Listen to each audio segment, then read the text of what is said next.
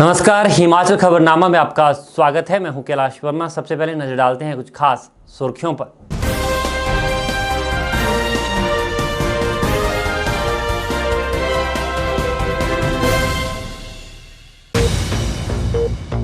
मुख्यमंत्री जयराम ठाकुर ने कहा, प्रदेश सरकार व्यापारियों के हितों की रक्षा के लिए है कृत संकल्प।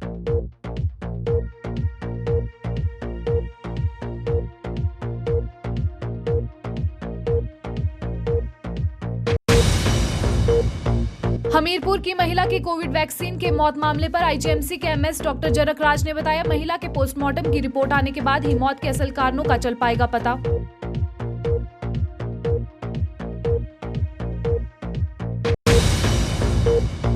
प्रदेश में 23 से 25 फरवरी तक भारी बारिश व ओलावृष्टि की चेतावनी, येलो अलर्ट जारी।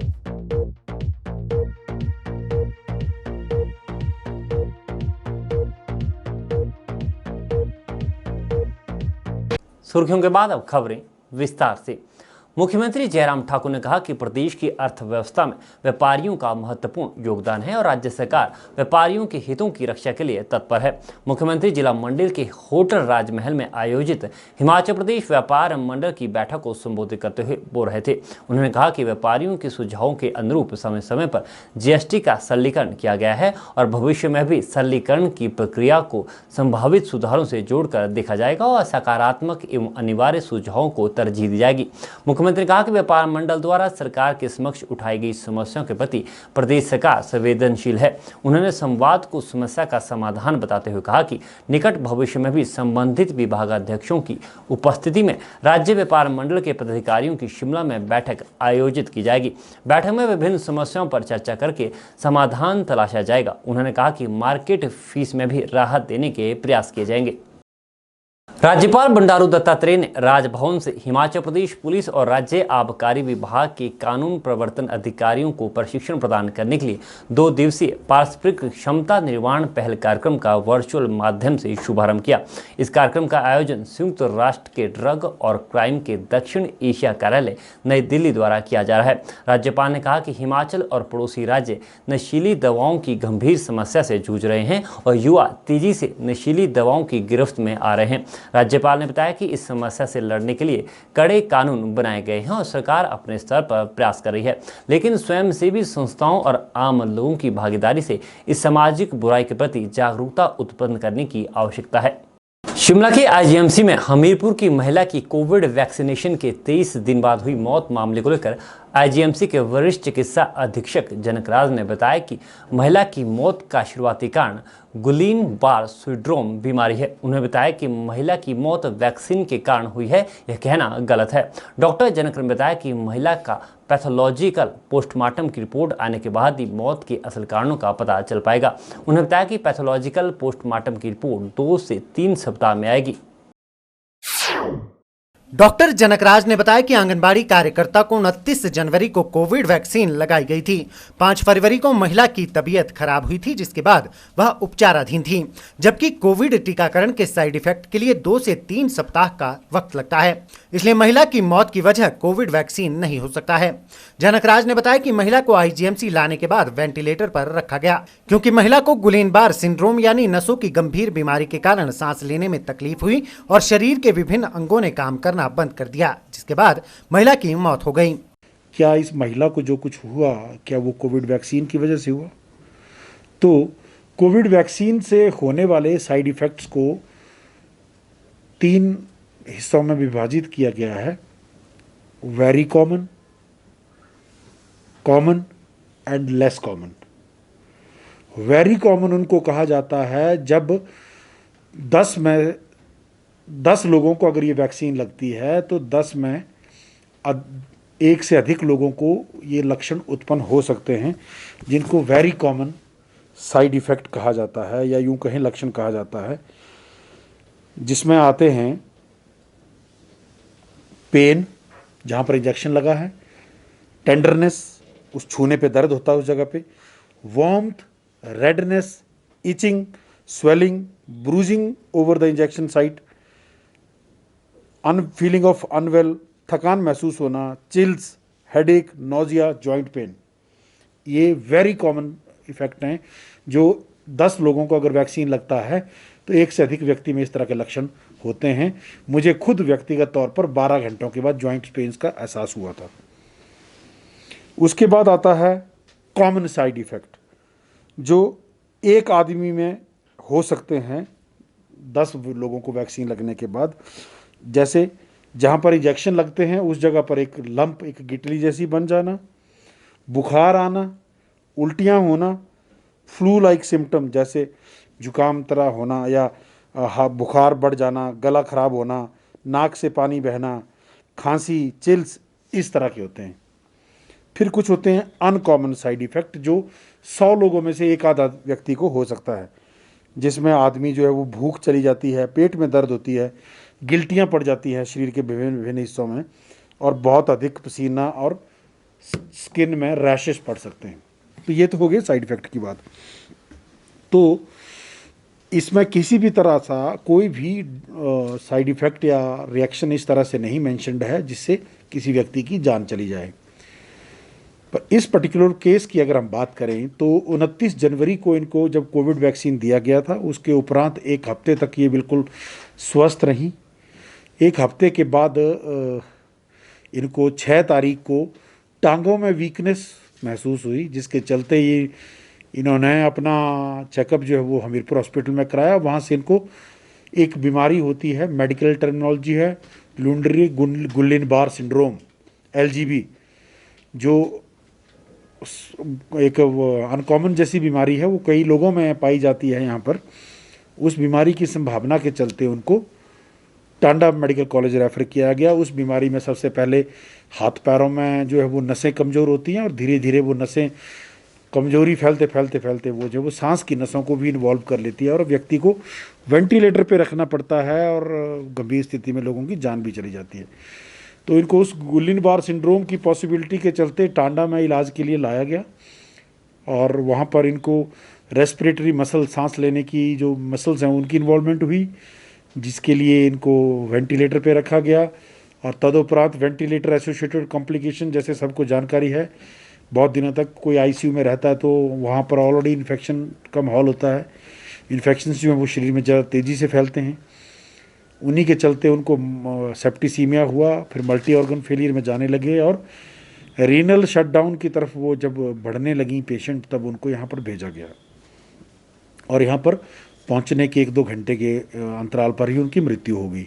बता दें कि हमीरपुर जिला के सुजानपुर विधानसभा क्षेत्र के सौंड गांव की 56 वर्षीय आंगनबाड़ी कार्यकर्ता प्रोमिला देवी की आईजीएमसी शिमला में इलाज के दौरान हुई मौत को लेकर स्वास्थ्य विभाग में भी हड़कंप मचा हुआ है, क्योंकि प्रोमिला देवी को 29 जनवरी को कोविड वैक्सीन का टीका लगा था, लेकिन वैक्सीन लगाने के बाद महिला की तबीयत बिगड़ गई थी, जिसे इलाज के लिए टांडा ले जाया गया था।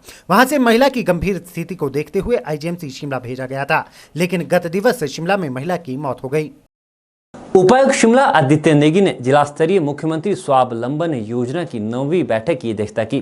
बैठक में मुख्यमंत्री स्वावलंबन योजना के तहत 31 नई परियोजनाओं को स्वीकृति प्रदान की गई है, जिस पर लगभग 6 करोड़ रुपए का निवेश प्रस्तावित है। उपायुक्त ने बताया कि राज्य सरकार द्वारा इस योजना के तहत 1,58,00,000 रुपए का पूंजी निवेश उपदान प्रदान किया जाएगा। उन्होंने बताया कि इन 31 परियोजनाओं में विनिर्माण क्षेत्र के 3, ट्रेडिंग के 5, एप्पल ग्रेडिंग एवं पैकेजिंग के 1, होटल व रेस्टोरेंट के 2, शटरिंग का 1, सेवा क्षेत्र में 6, छोटे मालवाहक वाहन के 5 और जेसीबी की 8 परियोजनाओं को स्वीकृति प्रदान की गई है।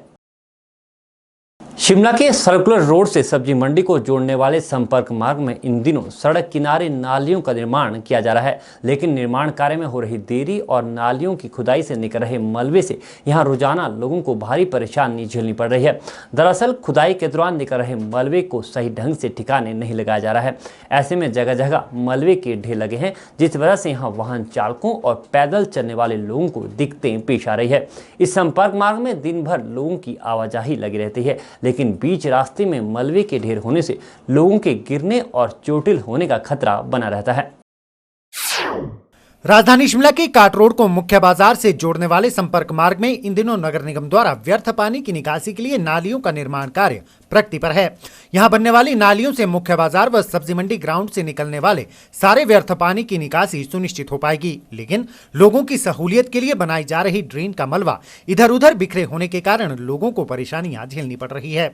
यहाँ सड़क पर ही मलबे के ढेर लगा दिए गए हैं, जिस वजह से जहां लोगों का यहां से गुजरना मुश्किल हो रहा है, तो वहीं यह मलबा वाहन चालकों के लिए भी आफत बन गया है। लोगों का कहना है कि जब से यहाँ पानी की निकासी के लिए नालियों का निर्माण कार्य शुरू हुआ है, यहाँ से वाहन निकालना तो दूर, आम लोगों का गुजरना भी मुश्किल हो रहा है।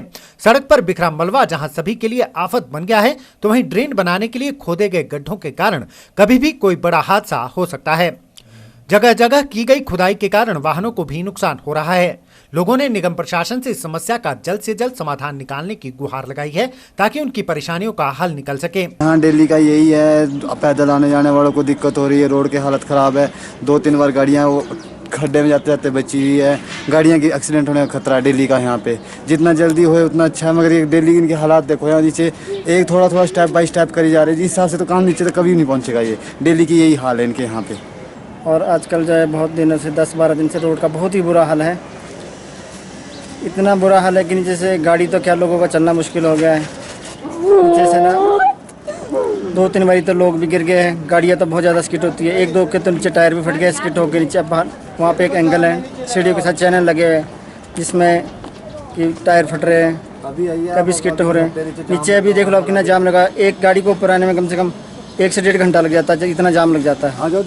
वहीं निगम महापौर सत्या कौंडल का कहना है कि सब्जी मंडी ग्राउंड व लोअर बाजार से निकलने वाले व्यर्थ पानी की उचित निकासी हो सके, इसके लिए यहां ड्रेन का निर्माण कार्य किया जा रहा है, जिस वजह से लोगों को कुछ समय के लिए थोड़ी परेशानी भी झेलनी पड़ सकती है। उन्होंने कहा कि यहां से गुजरने वाले राहगीरों को परेशानी न हो, इसके लिए उन्होंने संबंधित अधिकारी व ठेकेदार को तुरंत मलबा हटाने के भी निर्देश जारी कर दिए हैं। उन्होंने सभी लोगों से इस कार्य में सहयोग देने की अपील की है। जो ड्रेन बनी है, जिसकी शिमला शहर की सब्जी मंडी के लोगों की बहुत पुरानी डिमांड थी, और मैंने स्वयं भी वहाँ निरीक्षण किया था।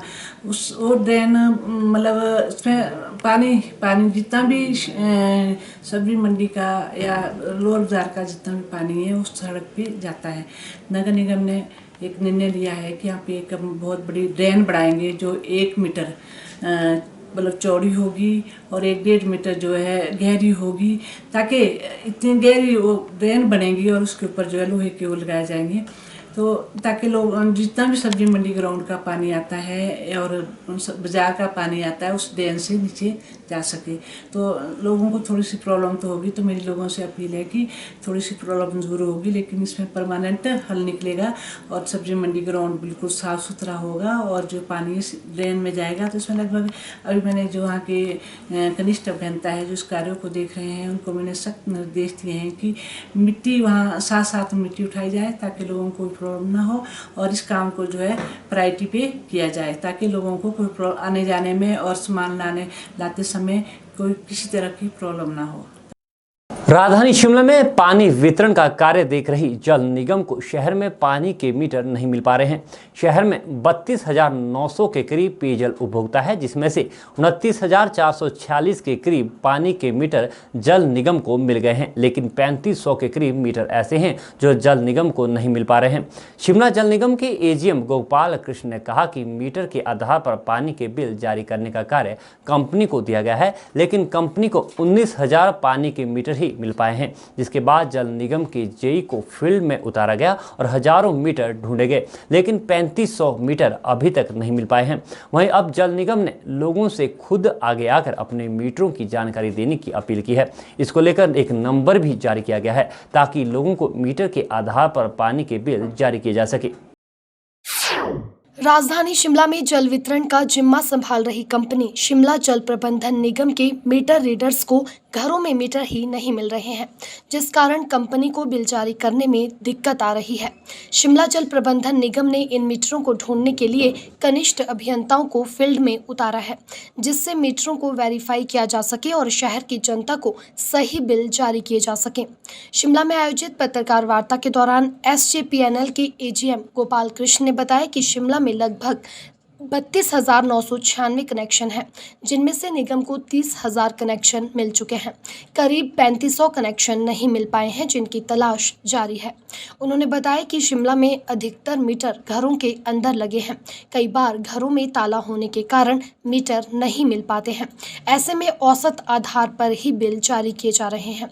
वहीं कई जगह मीटर ऐसे स्थान पर लगे हैं जहां रीडिंग करना बेहद मुश्किल है। निगम को जिन उपभोक्ताओं का डाटा नहीं मिल पाया है, उनसे पेयजल कंपनी के एजीएम गोपाल कृष्ण ने सहयोग की अपील की है, ताकि कंपनी डाटा एकत्रित कर सके और उन्हें मासिक बिल जारी कर सके। वहीं उन्होंने बताया कि शहर के होटल्स में पेयजल के करीब 685 कनेक्शन हैं, जिनमें से कुछ एक कनेक्शन की मार्च 2019 के बाद बिलिंग नहीं हुई है। कंपनी द्वारा उन्हें भी निगम को अपना डाटा जल्द भेजने के लिए कहा गया है कि हम लगभग 3500 कंज्यूमर्स का डाटा ढूंढ नहीं पा रहे हैं। उसके लिए जो कंज्यूमर को पिछले 1-1.5 साल 2 साल से बिल नहीं आया है, वो कृपया करके हमारे को संपर्क करें, ताकि हम अपना डाटा को भी ठीक कर सकें और उनको मासिक बिल भी दे सकें। और शिमला में लगभग 32,996 कनेक्शंस हैं, जिसमें से 30,000 कुछ कनेक्शन हम ढूंढ चुके हैं। लगभग 3500 कनेक्शन हमें नहीं मिल रहे हैं। तो उसके लिए ये मेरा जो अपील है कि आप लोग आगे आएँ और हमारे सहयोग करें। होटलियर कितने हैं? होटल्स में हमारे 685 कनेक्शन हैं, जो इस वक्त हमें डाटा जो हमने फील्ड में ढूंढा है 685 कनेक्शंस का मिला है। कुल कितना कनेक्शन ढूंढ लिए सर आपने? हमने जो शुरू में हमारे पास डाटा था वो 609 का था, पर जब हम ढूंढने निकले तो वो 685 मिले हैं और 666 उसमें ठीक पाए गए हैं। और बाकी 17 कनेक्शन जो जिसका डाटा हमारे पास नहीं है, उन होटल्स वालों से हम अपील करेंगे कि अगर उनके पास उसका कोई सैंक्शन लेटर है तो उसको लेके आएँ, ताकि हम उनको रेगुलाइज कर सकें। कितने साल से बिल नहीं दे रहे थे पानी का ये सर? ये जो बिलिंग है ये मार्च 19 के बाद बिलिंग नहीं हुई है होटल वालों को, तो अब हम उनको बहुत जल्दी होटल वालों को बिलिंग देने जा रहे हैं। किस तरह से बिलिंग होगी? क्या उनका जो होटल साथ लिया जाएगा या फिर इंस्टॉलमेंट में लेंगे आप? देखिए, जो कोविड पीरियड का होगा उसको इंस्टॉलमेंट्स में कर दिया जाएगा। पर लगभग जैसे कि अभी बात हो रही थी कि लोगों के बिल एवरेज पे ज़्यादा आ रहे हैं, एवरेज पे सबसे मिनिमम टैरिफ लगता है, उनकी जो बिल ज़्यादा इसलिए हैं कि उन्होंने पिछले एरियर नहीं दे रखे हैं, जिसकी कि अगर आपको फिगर चाहिए होगा तो मेरे पास अवेलेबल है। ज़्यादातर लोगों के जो हैं बिल एरियर्स के कारण ज़्यादा हैं, क्योंकि अभी जो हमने फील्ड में अभी जो बिल किए हैं उनमें सिर्फ 36 लोगों के 10,000 से ऊपर बिल आए हैं, क्योंकि जिनमें ज़्यादा किराएदार थे, जहां कमर्शियल इस्टेब्लिशमेंट्स चली हुई हैं, कंस्ट्रक्शन के काम चले हुए हैं, इसलिए उनका 10,000 से ज़्यादा बिल था। स्मार्ट सिटी प्रोजेक्ट के तहत शहर को स्मार्ट बनाने के दावे करने वाले निगम अधिकारियों व चुने हुए जनप्रतिनिधियों को शहर में करवाए जा रहे विकास कार्यों का दंभ भरते देखा जा सकता है। वहीं यदि जमीनी हकीकत पर नजर डालें तो वास्तविकता कुछ और ही नजर आती है। निगम द्वारा शहर के हर वार्ड में विकास कार्य तो शुरू किए गए हैं, लेकिन इसी बीच निगम शहर के बीचों बीच स्थित लिफ्ट के साथ बहने वाले नाले की सुध लेना भूल गया है। इस नाले में जमा गंदगी व कचरे के अंबार निगम की सफाई व्यवस्था की पोल खोल रहा है। शहर के बीचों बीच बहने वाले इस नाले के साथ ही पर्यटन निगम की लिफ्ट स्थित है, जहां से हजारों पर्यटक माल रोड का रुख करते हैं। ऐसे में नाले में पसरी गंदगी देश विदेश से आने वाले पर्यटकों के समक्ष पर्यटन नगरी की जो तस्वीर बयां करती है, उसका अंदाजा इस नाले की हालत देखकर लगाया जा सकता है। वहीं इस बारे में जब निगम उप महापौर शैलेंद्र चौहान से पूछा गया तो उन्होंने बताया कि लिफ्ट से गुजरने वाले स्थानीय लोग व पर्यटक अक्सर खाने पीने की वस्तुओं के पैकेट्स नाले में फेंक देते हैं, जिस वजह से यहाँ गंदगी फैल रही है। उन्होंने इस समस्या के निदान के लिए जल्द ही लिफ्ट मार्ग की फेंसिंग करने का आश्वासन दिया है, जिससे कोई भी नाले में व्यर्थ उत्पाद नहीं फेंक सकेगा। ऐसा कोई भी नाला नहीं है जिसकी चैनलाइज नगर निगम द्वारा नहीं हो रही है। जहां आपने लिफ्ट वाले नाले की बात करी है, इसको टेंडर इसका प्रोसेस में चला है, 2-4 दिन में अवार्ड हो जाएगा स्मार्ट सिटी से। और जहां आपने फ्रेंड्स की बात करी, मेरे संज्ञान में ये मामला नहीं था, आपने मेरे संज्ञान में ये मामला लाया, अच्छी बात करी, और हम कल परसों इसका जो फेंसिंग का कार्य है शुरू करवा दें। फेंसिंग से काफ़ी राहत हो जाएगी। जैसे लोग लिफाफे वगैरह डालते हैं, बोतलें डालते हैं, काफ़ी 10-12 फुट ऊंची फेंसिंग करवाएंगे और लोगों को निजात मिलेगी। भारत की कम्युनिस्ट पार्टी की शिमला जिला कमेटी में निर्णय लिया गया कि केंद्र और राज्य सरकार की नीतियों के खिलाफ 28 फरवरी तक अभियान चलाया जाएगा। 1 मार्च को शिमला शहर और सभी ब्लॉक में आंदोलन होगा। 9 मार्च को आंगनबाड़ी और 17 मार्च को CITU की ओर से मांगों को लेकर विधानसभा चलो आह्वान का भी समर्थन किया जाएगा। वहीं हिमाचल किसान सभा की ओर से कृषि कानूनों को निरस्त करने और सभी फसलों के लिए न्यूनतम समर्थन मूल्य घोषित करने की मांग को लेकर 15 मार्च को ब्लॉक स्तर पर आंदोलन होगा। माकपा नेता संजय चौहान ने कहा कि भाजपा सरकार की आर्थिक नीतियों के कारण आज प्रदेश पर कर्ज का बोझ बढ़ रहा है और यह कर्ज 60 करोड़ तक पहुंच गया है। जिस प्रकार से लोगों ने जो है सरकार की जो नीतियां रही है भाजपा सरकार की, उसमें जो चुनाव में मैंडेट दिया है वो जो है भाजपा को इस चुनाव में जो है बहुत कम मैंडेट दिया है। बेशक भाजपा ने खरीद फरोख्त करके जो है प्रयास जो किया है कि वो जिला परिषद और उस पर जो है क्या नाम BDC पे कब्जा करे, परंतु अगर सही मायने में ये मैंडेट देखें तो जो है वो मैंडेट उसके भाजपा के खिलाफ है। दूसरा जो आज जनता के मुद्दे जो उभर कर आए हैं, जिसमें मुख्यतः ये जो किसान का आंदोलन है, हमारी पार्टी की मीटिंग में आज चर्चा हुई है कि ये जो 3 कृषि कानून मोदी की सरकार लेकर आई है, जिसको लेकर जो है एक बड़ा आंदोलन पूरे देश के स्तर पर हो रहा है, और ये जो दिल्ली के अंदर किसान आंदोलन हो रहा है, हमारी पार्टी भी इसका समर्थन करती है। और आने वाले समय में जो है, क्योंकि ये एक बहुत बड़ा हमला जो है प्रदेश की जो कृषि और बागवानी है उस पर भी ये होगा, क्योंकि ये पूरी तरह से जो तीनों कानून है ये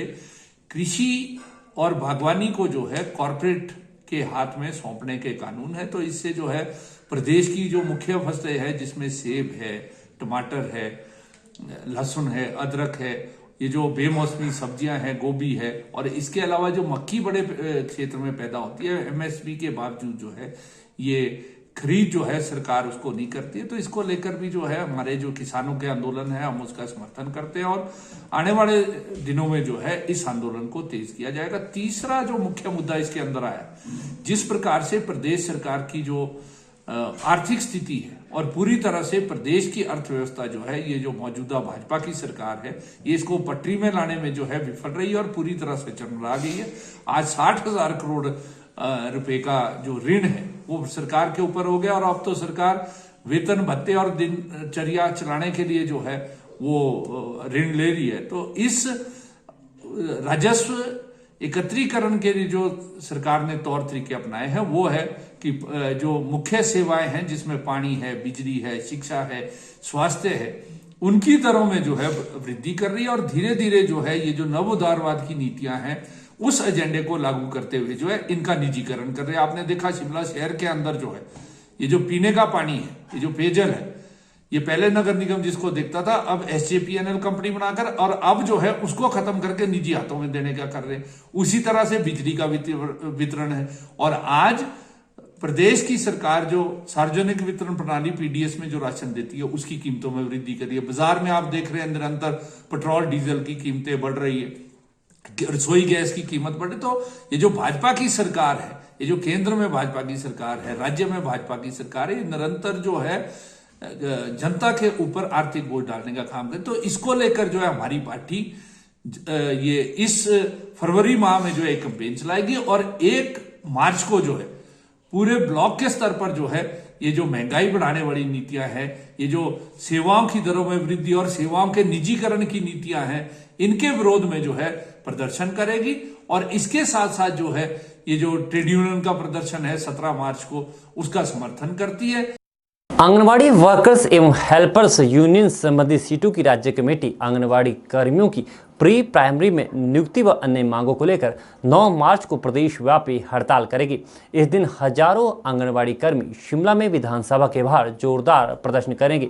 यूनियन ने केंद्र व प्रदेश सरकार को चेताया है कि अगर आंगनबाड़ी वर्कर्स को प्री प्राइमरी कक्षाओं के लिए नियुक्ति करने के आदेश जारी नहीं किए गए तो आंगनबाड़ी कर्मी 9 मार्च को प्रदेश व्यापी हड़ताल करके सभी आंगनबाड़ी केंद्रों को बंद कर देंगे, और उसी दिन प्रदेश के हजारों आंगनबाड़ी कर्मी बजट सत्र के दौरान विधानसभा का घेराव करेंगे। हमारी इस 1 दिवसीय हड़ताल का मेन मुख्य उद्देश्य जो है वो आंगनवाड़ी वर्कर्स की नियुक्ति प्री प्राइमरी के लिए बच्चों की पढ़ाई के लिए होनी चाहिए के लिए है। साथ ही सभी आंगनवाड़ी केंद्रों को प्री नर्सरी का दर्जा दिया जाए, क्योंकि जो 3 से 6 वर्ष के बच्चे हैं उनके पालन पोषण और उनकी शाला पूर्व शिक्षा का जिम्मा अभी तक भी आंगनवाड़ी वर्कर्स द्वारा ही उठाया गया है और जिसके अच्छे परिणाम भी मिले हैं। आंगनवाड़ी वर्कर्स के द्वारा बच्चों के जो 3 से 6 वर्ष के बच्चे हैं उनका दैनिक, साप्ताहिक और मासिक विषय के आधार पर बच्चों को प्री एजुकेशन अभी तक दी जा रही है और हम उसमें चाहते हैं कि आगे भी आंगनवाड़ी वर्कर्स की जो नियुक्ति है वो प्री प्राइमरी में बच्चों के लिए की जाए। साथ ही सभी आंगनवाड़ी केंद्रों को प्री नर्सरी का दर्जा दिया जाए। हम सरकार से भी मांग करते हैं कि आंगनवाड़ी वर्कर्स हेल्पर को हरियाणा की तर्ज पर जो मानदेय है उसको दिया जाए, क्योंकि हरियाणा की वर्कर्स भी वही काम कर रही है जो हिमाचल की आंगनवाड़ी वर्कर्स और हेल्पर्स कर रही है।